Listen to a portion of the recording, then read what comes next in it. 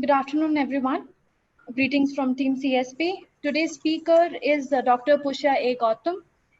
She's an Ayurvedic doctor by profession, and she's also working with NIAS CSP for a project on Ayurveda and COVID-19. I humbly request Dr. Pushya to begin her lecture.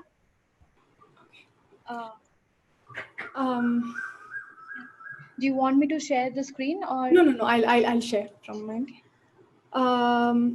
So I'd first like to begin.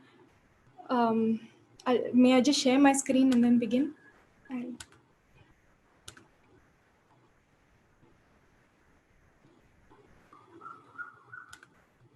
Is it visible to everyone? I hope.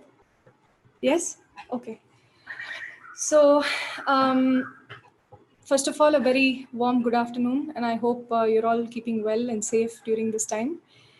And before I begin, I'd really particularly like to thank Professor Sangeeta Menon for this extraordinary opportunity, not only to share my thoughts, but also to listen to such wonderful lectures over the course of the past 2 weeks. So I'm here today to talk to you about the balanced self. And before I go further, I'd invite you all to a dialogue more than simply as a lecture where I'm just sharing my thoughts and you're all listening. I would prefer, so maybe if I speak for about 35 to 40 minutes, I myself am left with some questions at the end of my research into this topic. So I'd be very grateful if I could open it out and we could dialogue on that. Or if you have any questions about something that I've said, then I'd be more than happy to answer it to the best of my ability. So today, I will begin by, when I looked at the topic, there were 2 words that particularly stood out to me. The word balance and the word self. Of course, an exploration into the self is a lifelong venture, a venture that really is ageless and timeless. And to provide any insight into that, sitting where I am seems a little presumptuous. So I will leave that for the time being, though for the purpose of this particular lecture, I've defined it as ourselves and how we perceive ourselves. So that's just probably my own layman's definition of self. So for this lecture, I've defined it like that. And the other term is balance. And I will explore that a little further before as I continue. So the term balance is made up of 2 terms, that is bis and lanx. The 2 Latin words, that bis meaning 2 and lanx meaning a scale or a plate, possibly referring to the weighing scale of the Middle Ages. And what is such a definition of balance then entail?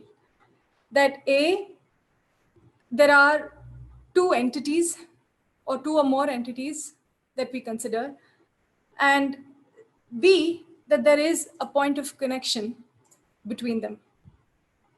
Now, taking such a definition forward and applying that into understanding balance in the self, right? There are 2 things that come up. One is, when we understand the entities in relation to the self, the first question is, what are the entities we're considering? The self, balance between the self and whom or what is the first question.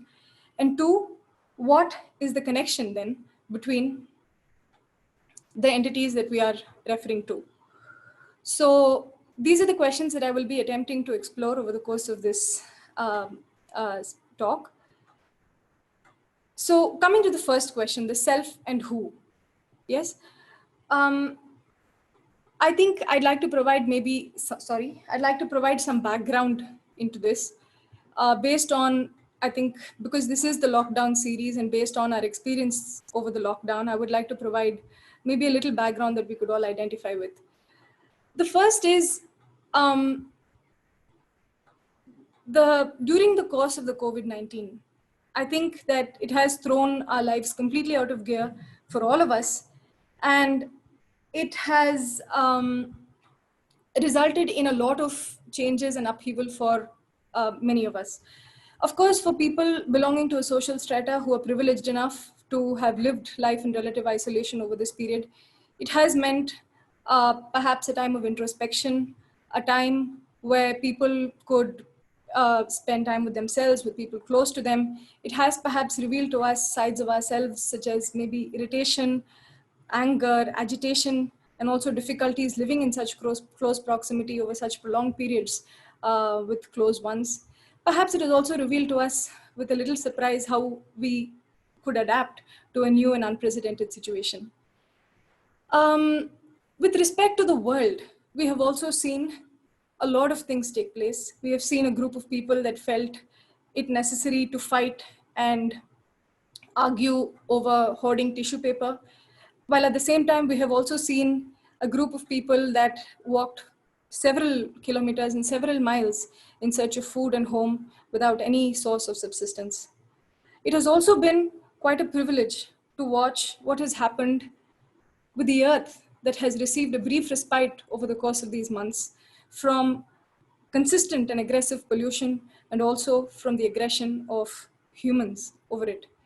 And perhaps one of the silver linings of this period to me has been watching how beautifully over the course of these months, the earth has found it possible to jump back and heal itself. And this healing process has truly been one of the most wondrous things I have had the privilege of witnessing. So I think from this particular narrative, as any narrative, it's possible to identify some aspects of the self in relation to the world. And when we are talking about a balanced self, what are the forces we are identifying is possible to, I think, identify from this as any narrative. I think first we come to understand that this period has been a time of the self interacting with itself. And I think that is one of the entities, the self's relationship with itself. That is Pushya's relationship with herself, or anyone's relationship with themselves. And I think the second has been an interaction with the world. Well, of course, the world is a very large term and can mean anything, any number of things to anyone. I think in this context, I would like to specifically refer to two things that are relevant to the rest of my lecture. One is an interaction with a larger social reality, a larger people, a larger a group of people, like, extended family, members of a country, listening to a piece of music and feeling connected to its player or its composer, that kind of interaction. And the second is an environment that we are connected to. Environment here referring to a space that we share on this earth with other life forms. So I would particularly like to refer to these two things when I speak about the world at large. And therefore, coming back to the question, the self and whom are we speaking about in relation to balance? I think that for this, I would like to say that when we speak about balance and self, we're referring to self and its relationship with itself and balance therein, and also self and its relationship with a larger world and environment, and ensuing balance that we search for. So I think another important thing that I'd like to mention is that I don't think this is a one-dimensional relationship, because I think the self has several layers of relationship to itself, things that we're aware of, things that we're not, in different planes perhaps, as is our relationship with the world. And therefore, I think what is most wondrous is that given this complexity of our relationships to ourselves and to a larger reality, an occurrence of an incidence or a dynamic balance is perhaps one of the most miraculous coincidences it's possible to have. And as several people have said, life itself is a coincidence, and perhaps discovering balance is just a discovering of life's coincidence itself. So now that brings me to my next question, which is, how does one then look into what the relationships are between the self and the world. What are the connections then between the self and this world as I've defined it? There were two ways it presented itself to me in such an exploration. One was that we could move literally, that I could move literally and look at other people who've researched this in a similar way and come up with things that they have said that seemed relevant. Or another way that presented itself to me that seemed rather more interesting to me was to look at ancient civilizations that have survived for over 10,000 years, over 20,000, 30,000 years on this earth, and learn from them what lessons in balance we could. To provide some background to this, since industrialization over 250 to 300 years ago, the rate of extinction of species across this earth has increased by 500 times. And over the last 40 years, the world has witnessed an extinction of 50% of its biodiversity. And this begs the question, humans have not, over the past 200, 300 years, learned how to live in balance, either with themselves or with the world. And questions that were never risen before, over 30,000 years, over 200 years have become pertinent because suddenly we're speaking about the extinction of the human species. And therefore, I wish to ask, how did civilizations that survived for over 30,000 years manage to discover this sense of balance and interconnectedness with themselves and with the world? What lessons can we learn from them that seem so pertinent to our understanding of balance and discovering balance in ourselves today? So there are three particular civilizations that I have briefly looked into. One is the African Bushmen. Second is the Native Americans.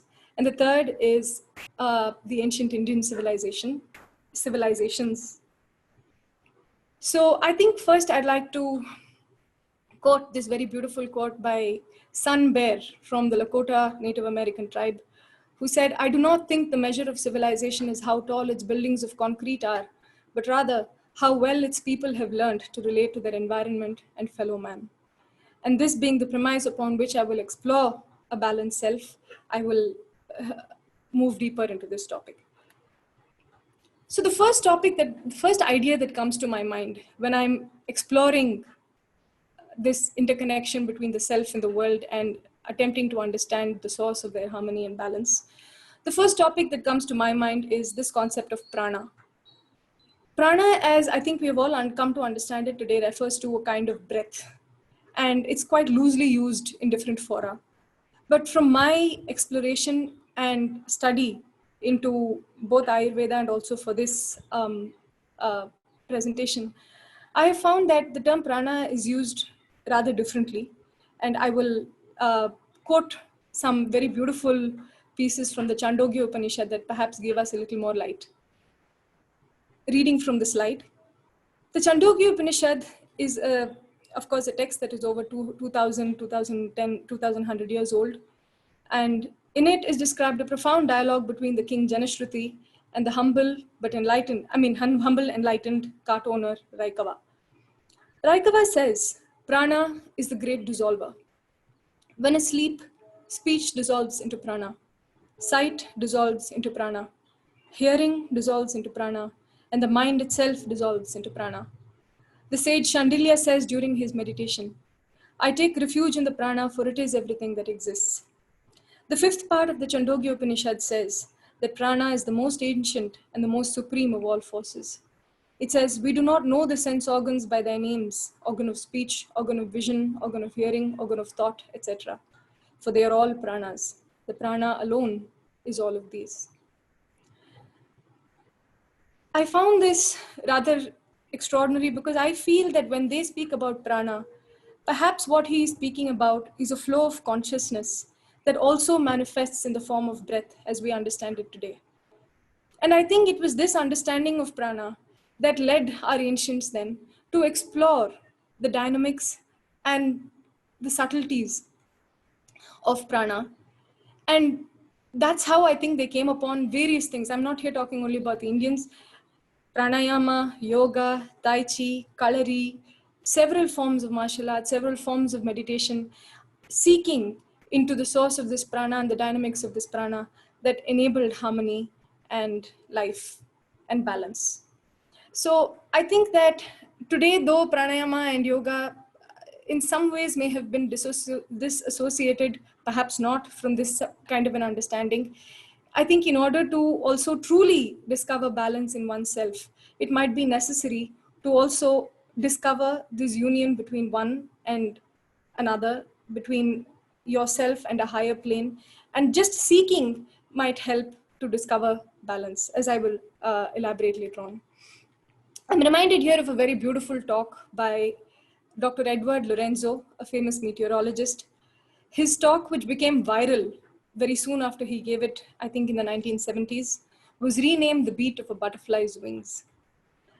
And in that talk, he said that a tornado in Texas could very well result from something as seemingly inconsequential as the beat of a butterfly's wings several weeks prior to it. Something about this really struck me because I think the interconnectedness that it shows and just the sheer magnitude of the interconnectedness in which we live that still allows for this mystery that is life seems quite fascinating. And just as the beat of a butterfly's wings is capable of causing a tornado, it seemed to me that the prana was capable of directing and sustaining life itself. And therefore, I think that in order to connect it to the topic itself, one branch that I think our ancients discovered as a link between the self and the world was the prana. And understanding the prana would then yield an understanding into the nature and the origins of balance and harmony. The second rather interesting area that I would like to speak about, I derive from the African Bushmen. This concept of oneness, of course, I want to add at this point that there are several overlapping areas which, if looked at in that particular way, may also seem overlapping. But I think that is quite, that is unhelpable at this point, because when in my research, at least what I have come to understand is that this was an experience of balance. Nobody actually attempted to split it and make it into different parts. And so though I have attempted to do that here and speak about different aspects, if there are overlaps, you must forgive me for, that is how I found them. In this particular context, I would like to speak about the African Bushmen. The African Bushmen are a tribe that has survived in the stark deserts of the Kalahari for over 30,000 years and considered by many as being the first people to have ever walked the earth. Today, it is very unfortunate that the once multitudinous race of the African Bushmen has been reduced to less than 100,000 who live in settlements and encampments. And it is one of the saddest plights, one of the most inhuman plights for the cradle of human civilization as we know it. But coming to the last 200 years, notwithstanding, after the advent of European colonization in the Bushman tribes, amongst the Bushman tribes, it was quite amazing that this tribe managed to survive for over 30,000 years in conditions that today people think are uninhabitable. So what lessons of life then do we see? What lessons about balance do we understand from their ways of living? I would particularly here like to quote from Dr. James Sussman's book, Affluence Without Abundance. And he spends a lot of time living amongst the Juahonsi tribe of the Bushmen. And he documents several interactions, in fact, with one prolific hunter called EA. As some of you might be aware, the African Bushmen are prolific hunter-gatherers and expert trackers, sometimes needing to travel over 20 miles for 2 or 3 days on foot without food and sometimes without water. So with that background, I'd like to read a few excerpts from that book that try to demonstrate the point I'm making. EA was right about tracking not being something that could be taught. My efforts to become a competent tracker under his guidance never came to much. To be a good tracker requires engaging in a constant physical dialogue with the environment, and ultimately an ability to project oneself into the animals that left the tracks. Tracking required an ability to read between the marks and infer their maker's mood, circumstances, and intentions. EA experienced the desert as a vast interactive canvas, animated by the stories of its many creatures inscribed into the sand. EA would talk at length about the idiosyncrasies of individual species, but found it far harder to make a broad categorical distinction between humans and other species. Humans could climb trees like baboons, stalk like cats, run like wild dogs, dig like porcupines, and fight with the ferocity of bull elephants. To his mind, there was just a single world in which different species interacted with one another. EA's sense of an animal's view of the world was experiential, something that was felt. This is also one of the fundamental tenets of ancient Indian, and also Native American wisdom. And I will elaborate this as I go on further. There is this quote from a book called The Black Elk Speaks about one of the visionary philosophers and leaders of the Native American tribe. His life story is quite sad because he witnessed the death of his people. And though he was born at a time when there was fierce fighting between himself and between his tribe and the American colonizers, at the end of his life, he saw the backbone of his people broken, and they were sent to settlements and camps outside. And in that sense, he saw his people lose their agency. So his life has been quite sad, but he speaks rather poignantly about his visions and his dreams for his people. So he says of one of his visions, "I saw more than I can tell and understood more than I saw. For I was seeing in a sacred manner the shape of all things in the spirit, and the shape of all shapes as they must live together like one being. I saw that the sacred hoop of my people was one of many hoops that made one circle." And here he's talking about his community of people, not just a hoop, a physical hoop. "I saw that the sacred hoop of my people was one of many hoops that made one circle, wide as daylight and as starlight." So I think that one of the most important lessons that this shows us is that there was a sense of oneness that was experienced. And I really cannot put it better than James Husman does himself when he says that there was just human with just one among other species that lived together on this earth. And I think, therefore, that what I would like to say about balance in this context is that in order to truly find balance, I believe, and this is what my study into Ayurveda also tells me, that you cannot only look at a human and expect to find any kind of balance. And rather that you must venture into, and if possible, move into an understanding of oneness between you and the other. And in fact, I think we've all had experiences like this, where in an understanding of an experience of something or someone, the boundary that the person who's observing doesn't exist and the person who's observed doesn't exist, but there is just a camaraderie and a bonding. And this is not really so metaphysical and philosophical in that sense, because I expect all of us have experienced it, maybe while listening to a piece of music, while listening to something that evoked us a lot, and also maybe while interacting with people. And I think maybe this dissolution of boundaries, as James Husman says, is possibly one of the greatest moves into harmony. Another thing that I would also like to say at this point is that, in fact, we see this even in our own lives.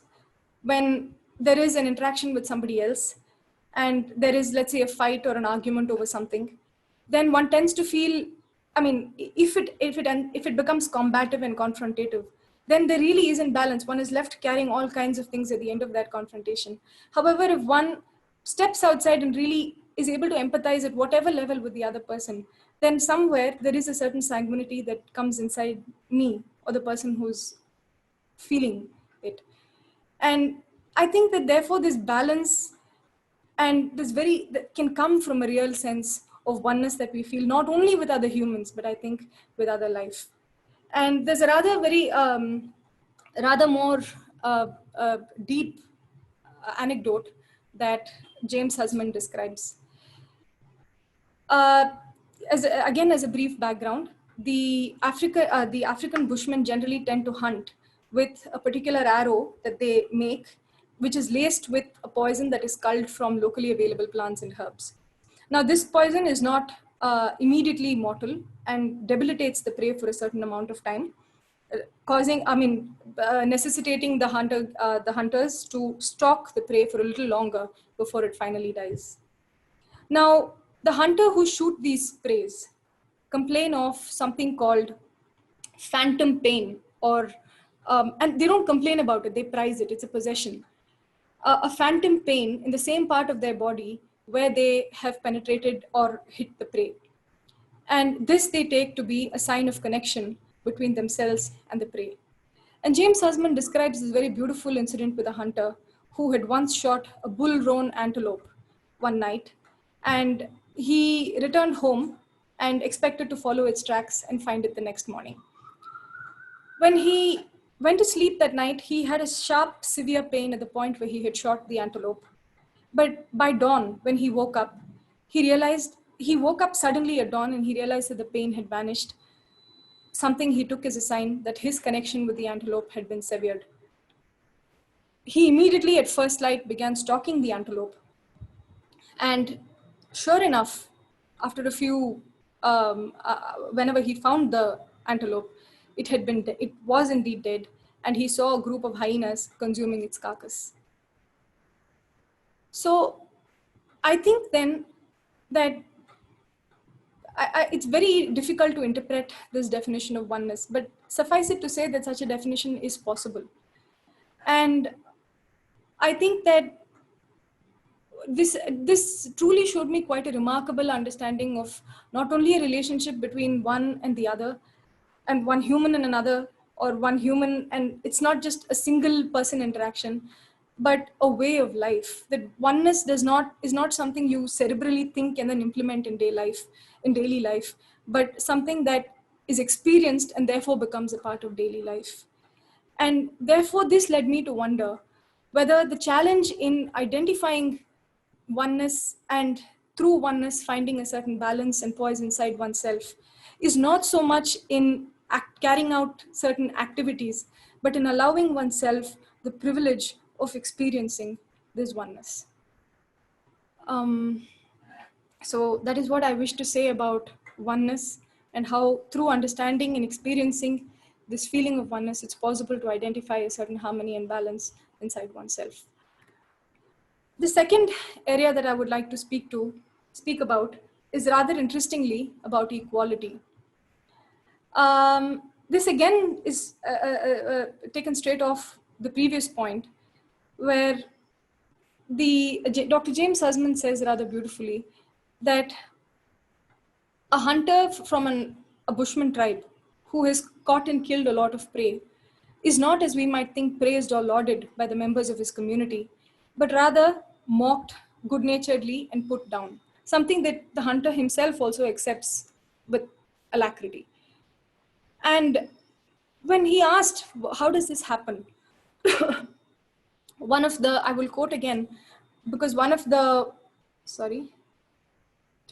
village elders of that community said rather beautifully the reason for this. He says, when a young man kills much meat, he comes to think of himself as a chief or a big man. We cannot accept this. So we always speak of his meat as worthless. This way, we cool his heart and make him gentle.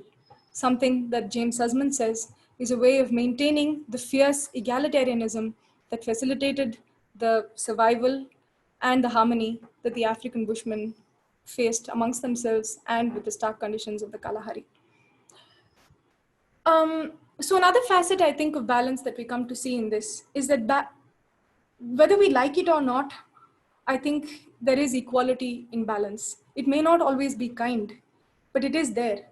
And it is essential, I think, for the long-term survival and the continuity of life's innate processes.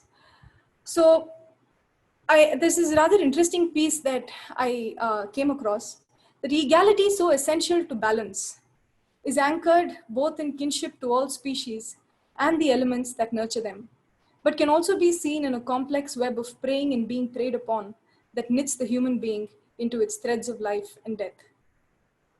In his book, The Lost World of the Kalahari, Lawrence van der Poort says, "The human being preyed upon the eland, a type of African antelope, and as he prayed in thanksgiving and penitence to the dying spirit of the eland, he said with fierce understanding, 'As you are food for me today, O eland, I will be the grass you eat in another life.'" I think that this is far from being, again, something that is cerebrally done. This is an experience of equality. There is an understanding of the larger processes of life. And I would really, in this particular context, like to speak about something, especially in light of the COVID. I think what has become thrown so sharply in contrast, has been revealed to us with such starkness, is that somewhere we have denied perceiving all other life and the earth with any kind of equality. We have come to perceive resources in the earth as merely um, as things to plunder, things that can fulfill our own needs. And unfortunately, I think that's how we have come to see other human and our relationships to a large extent as well. And I think the lesson that equality teaches us, I think in bringing equality to somebody, you acknowledge their agency. And I think for so long, we have gotten used to not acknowledging the earth's agency, not acknowledging the agency of other living beings. And I think this COVID-19 was a slap in the face, a dunk in cold water for us in that sense, because it showed us that the earth does indeed have agency, and it's not something that we can really deny, because it's affecting us so seriously. And I think, therefore, instead of having such wake-up calls, which unpleasant wake-up calls that are given to us periodically, would it be possible to take a step back and perhaps, in offering equality to other life, also acknowledge their agency, thereby, I think, discovering a certain kinship and a feeling of bondedness with life that would, I think, and that our sciences and Ayurveda definitely tells us would lead to a sense of balance. So this brings me to the next point again, because I've been talking about the earth. The next thing that I would like to really speak about in this case is the earth.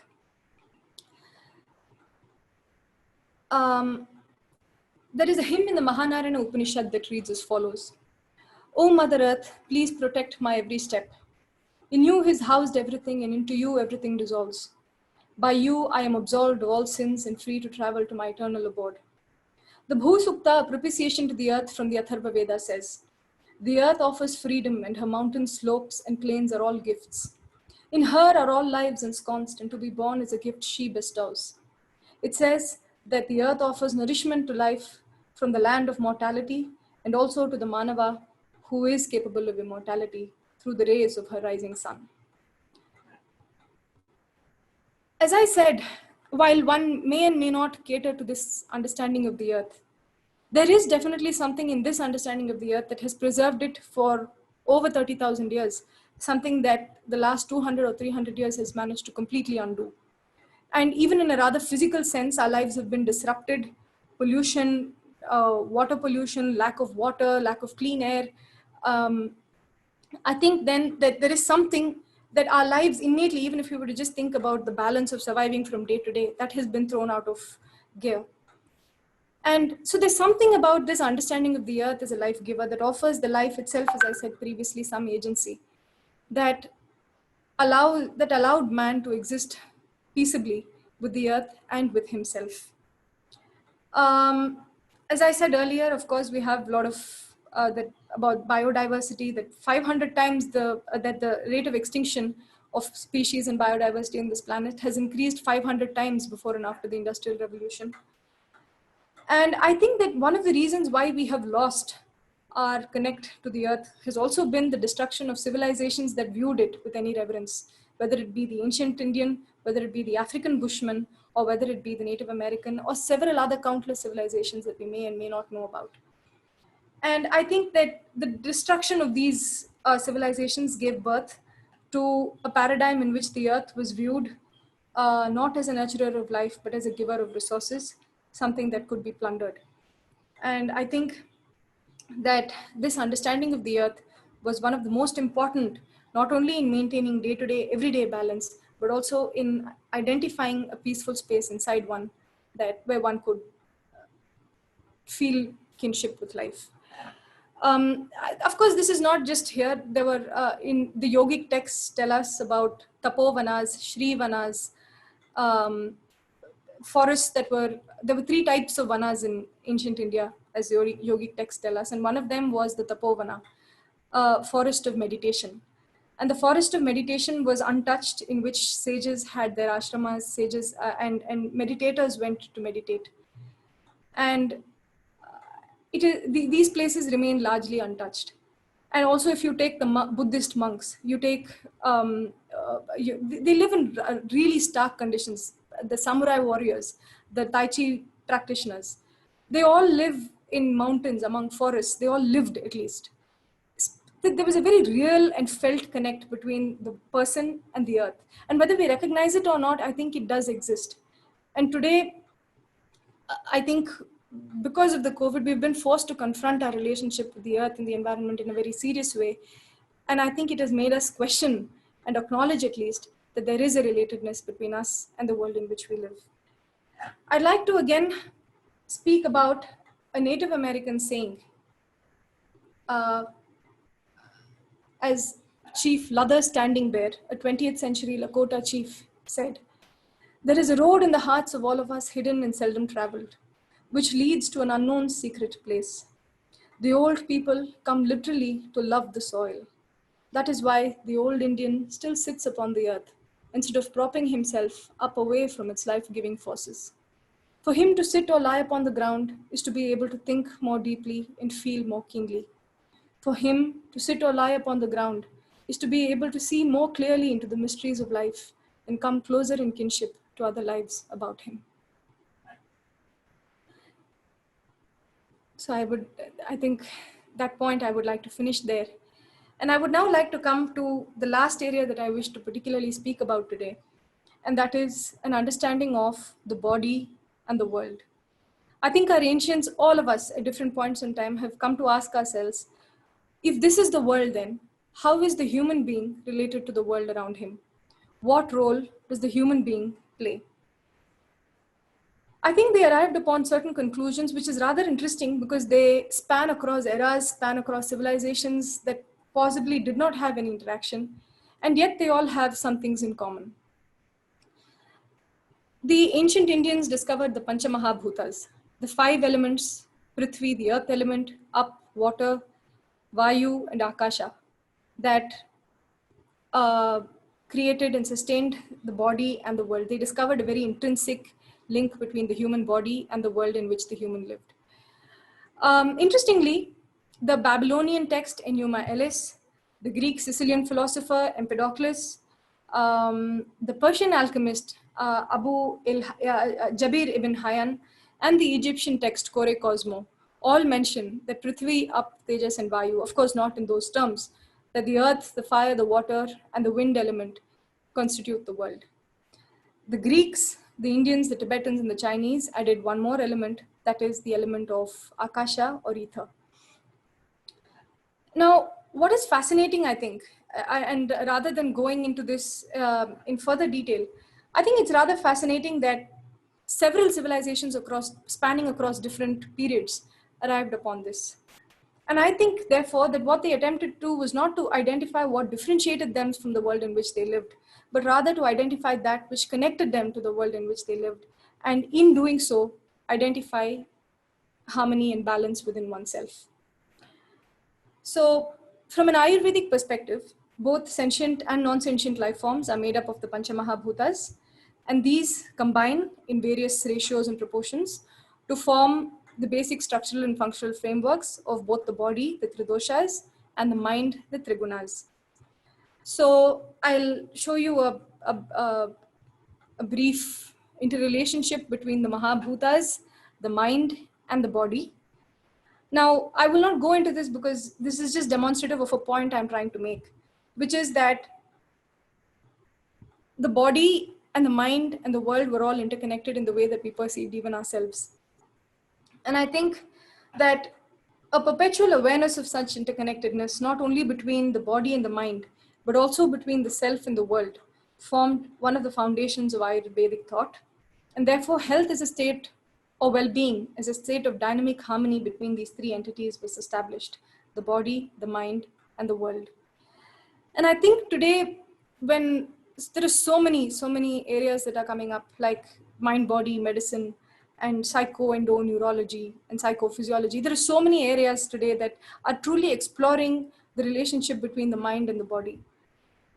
And again, what it seeks to do is to differentiate the mind from the body, from a spirit. While there is certainly some value in looking at it like that, I'm not decrying the value of that. I think one piece of wisdom perhaps that we could take from our ancient sciences is to perhaps recognize that there is a unity beyond division, that there is a unity between the body and the mind beyond what we cognize today as being the mind and the body as two separate entities. And it is in discovering the various tenets of this being that allow us to discover harmony. I'd like to actually give you a small example in this case, because I have researched this a little bit. There was a study conducted in Harvard that retrospectively looked at diabetics. And they found that a majority of the diabetics they looked into, at some point in their lives, maybe 20 or 30 years before the study was finally published and concluded, several of them suffered from a feeling of loneliness, a feeling of aloneness, feeling of not feeling supported or loved by the world. While this may not be as stark as it sounds, I mean, it may not be this homeless man living somewhere, but it can also mean that in our lives we feel very isolated. In our works, we feel very isolated. And I'm sure these are feelings that we can all relate to. But interestingly, and this is the interesting part of the study, this feeling, this lack of sweetness and kindness that the people experienced, and this was what the research study found, was compensated by the body, and the body produced its own sweetness in an effort to fill this deficit. And I found this study rather fascinating because it doesn't really, seek to look at insulin and insulin production, and which is all very important. But is there also another component that we have failed to look at, which studies like this show us, and which also link us to ancient wisdom that speak about a certain balance between the world, the mind, and the body, and have always done so?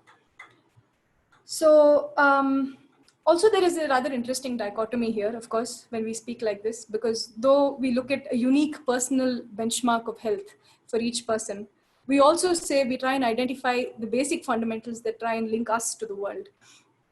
And I guess this can be, the analogy that can be given here is that, of course, all trees are made of wood, but no one tree is the same. So maybe it could be explained like that, the way we understand health and its dynamics, and also an interrelationship and kinship with life.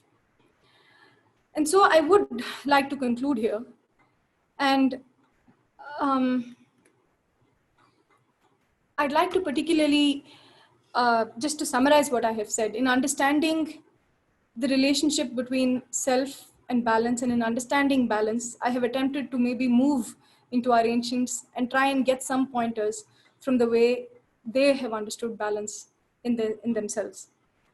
I looked at three ancient civilizations, as I told you, and I looked at 5 particular concepts. The concept of prana, or consciousness, is a unifying entity that one can seek and attempt to find balance in. I looked at this concept of oneness and kinship with life, a sense of innate equality, life's balance, life's own equalizing processes, whether we recognize it or not. And an understanding of relationship of humans in the world in which they live in, the earth. And the last, identifying a sense of harmony and balance between the mind, the body, and the world in which we live in. These are 5 entities that I felt exploring would yield more than superficial answers into a quest for balance in the self, a quest which seems today more than ever relevant. So before I finish, I would like to leave you all with a small consideration. Over civilizations, over thousands of years, civilizations have come and gone and asked these very same questions about the balanced self. One doesn't know what answers they found. Sometimes if they were documented, we do know that these are the answers they did find. But there has been one unifying link in such inquiry, and that has been the inquiry itself, thinking into this question.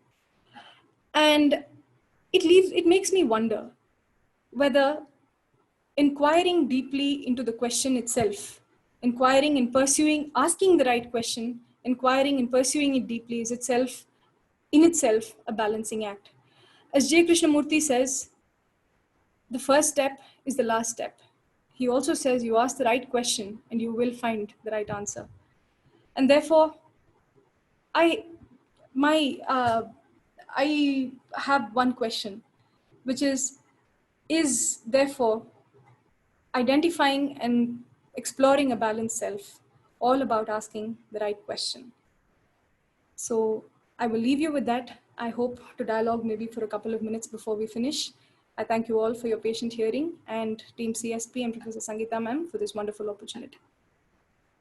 Thank you so much, Dr. Pushya. If you could stop sharing your screen. Yeah, of course. Okay. Thank you so much for the wonderful lecture and taking us into the world of balance.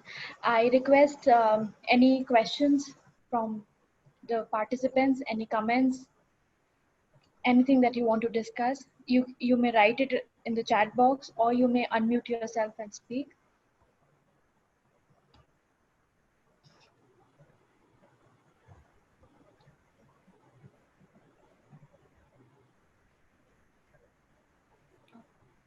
Any questions? So Raghavan. Sorry. Yeah. Yes. Yeah, Raghavan here. Just, Doctor, I'm just curious. Your thoughts and views. I know you gave a lot of examples, but purely from a layman, sort of a cynical perspective. I mean, if all the thought of balance, right? So whether we talk of Bushmen, more or less they have disappeared. Whether you talk of the Mayan civilization, such knowledge, they have also perished. So, I mean, wouldn't we assume that the more you understand, the more you're able to balance it yourself? Humanity would have understood this and uplifted themselves. However, if you see in the real world, I mean, as you yourself have said that in the last 200 years, it is sort of depleting at a faster rate.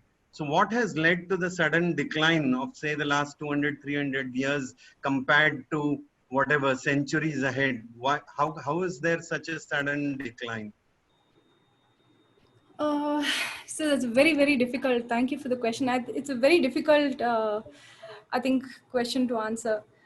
But it is very surprising because there are only facts that one has to go by at this point in time. And facts tell us that human extinction was never, I mean, while it might have been a possibility, at different points, not because of human activities themselves, but because of other factors. The last 200 years have actually shown us that we've approached extinction in a far more serious and a far more real way. And I think perhaps one of the reasons for this is also the shift from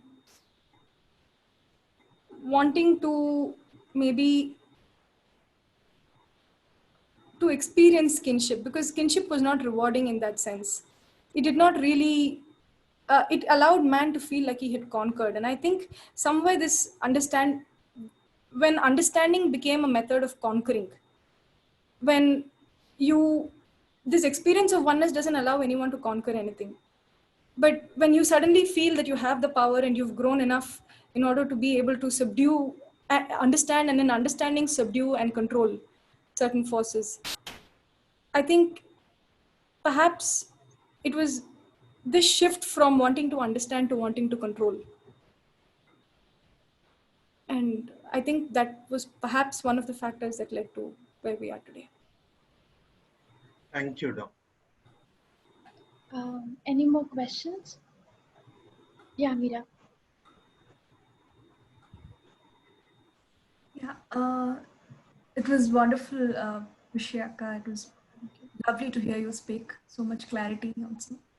So I was wondering, is balance necessarily a good thing? Are we presupposing that balance is something that one should aspire for? Because it seems that a lot of great minds have great minds, people who are geniuses, seems to have a completely unbalanced, lopsided kind of a life. And while they are praised for for being geniuses themselves, their life might not have looked balanced. Some of them have committed suicide. Some of them have had terrible family relationships and such. So, does aspiring for genius then mean, or being a genius then mean, not leading a balanced life? Or is it possible to have a balanced life and be a genius, or somebody who is extremely productive?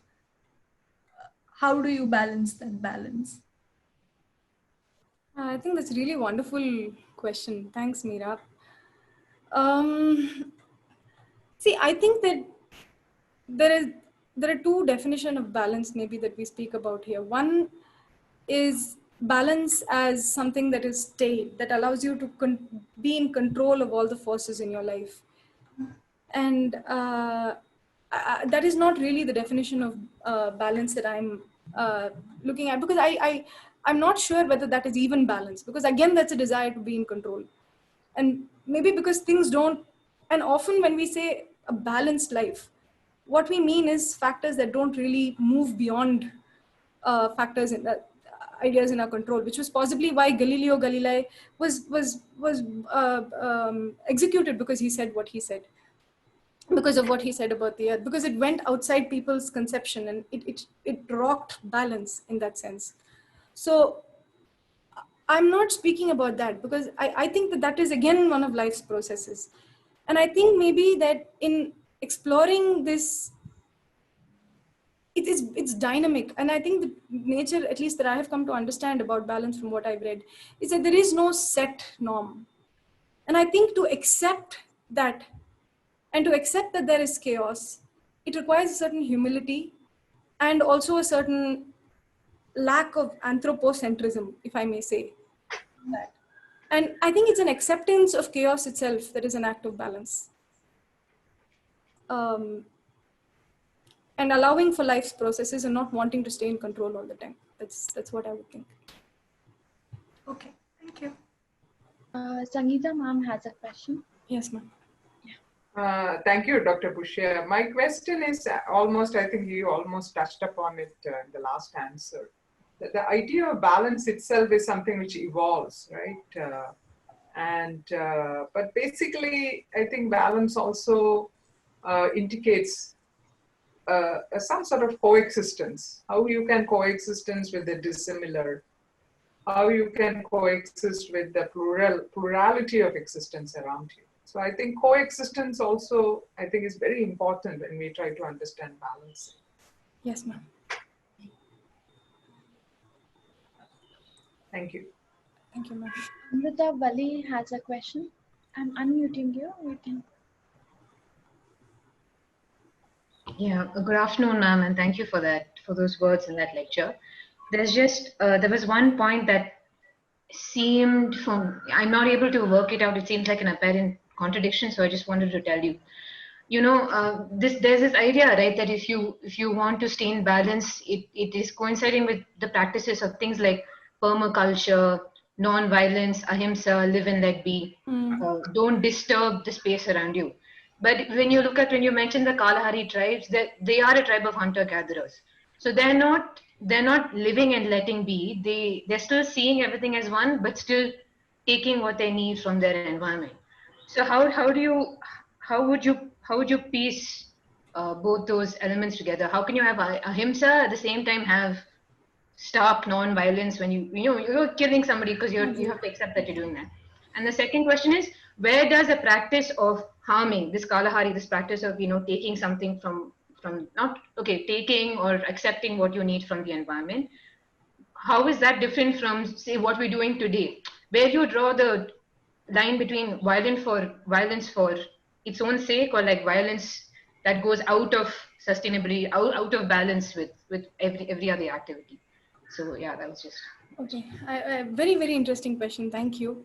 The first question I find particularly interesting because frankly, this has also been something that I have thought into, because, you think of Gandhi, you think of ahimsa, and you think how much ahimsa helped this country when it did come.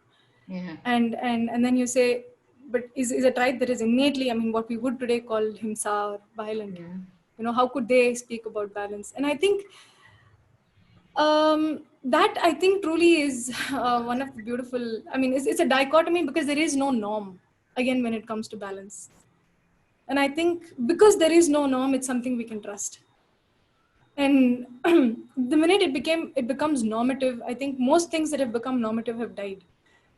That when we say that has to be this, and if it is this, then it is balance, or if it is this, then it is something else, then I think it would never have survived.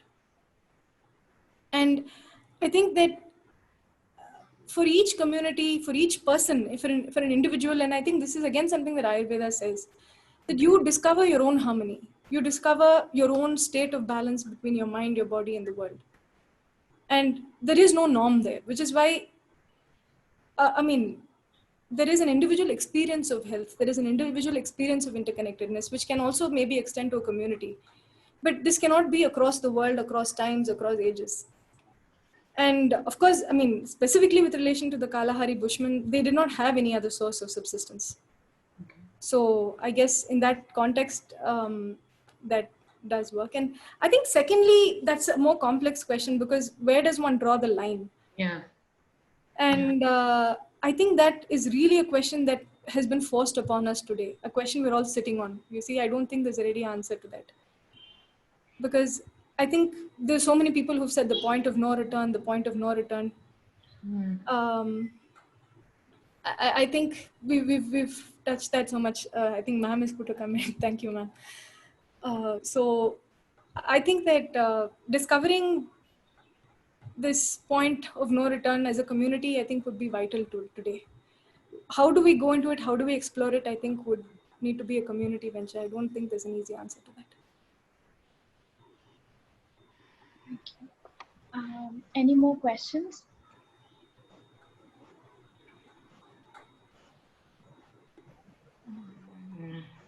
Niharika, may I say something? Yeah, Rakesh. So I'm just taking point. Thank you, Dr. Pushya, for this lecture. And I'm just taking point for Amrita Valdi's question, how this Kalahari, this... I'm not able to hear you. Can you hear? Hello? Yeah. So I'm just responding to this Amrita's question, question that how this Kalahari people make balance. So I was reading this Kalahari people, like MacArthur, he has done a research about their hunting, how they used to hunt the antelopes and all.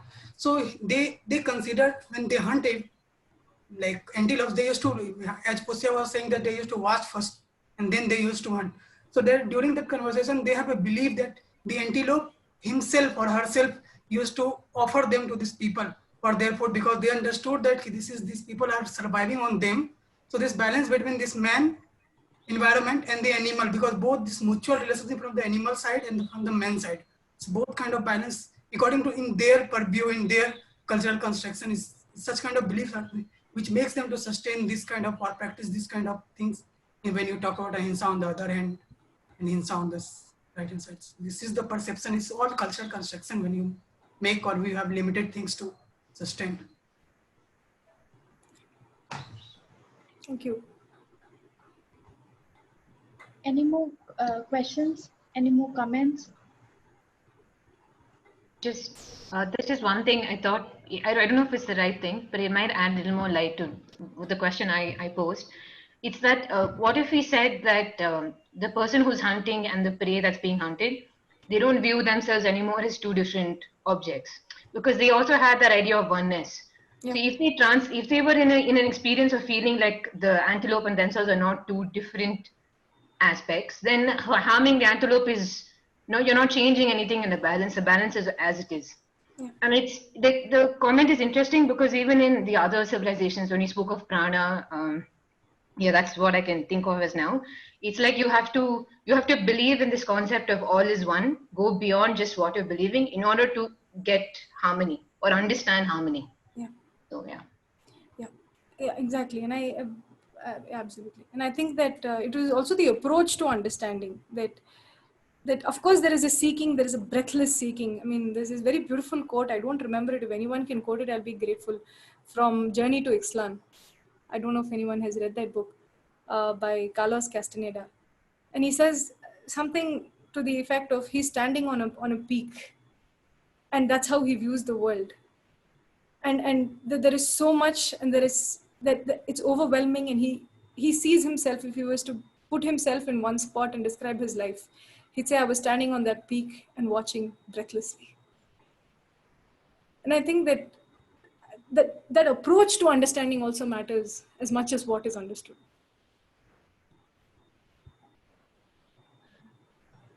Any more questions?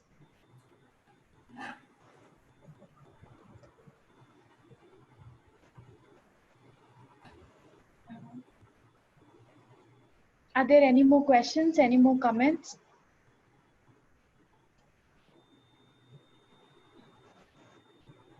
If there are not any Yes, I think Mr. Gautama has put that quote, which is, for me, there is only the traveling on paths that have heart. On any path that may have heart, and the only worthwhile challenge is to traverse its full length. And there I travel, looking breathlessly. That's beautiful. If there are no further questions, I request Sangeeta ma'am to say a few words.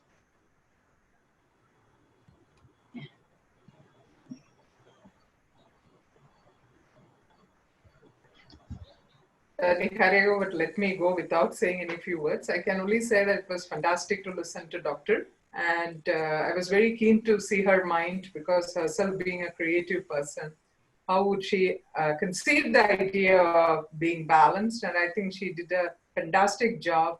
And I think, I mean, it's not just complimenting, maybe perhaps because we all share similar ideas, and it's so important to include the dissimilar in today's time. And balancing is not just balancing for oneself, but it is coexisting with the dissimilar and the plural world. So that's what I wanted to say, Niharika. Okay, so you can write to us on our official email ID, and also you can write to me or Sangeeta ma'am, and as and when time permits, we'll revert back to all your queries or suggestions and questions. And if there are no more questions, we would end the session. And we thank Dr. Pushya for a wonderful lecture. Thank you, Sangeeta ma'am, and thank you everyone to join in for the lecture. Thank you. Thank you.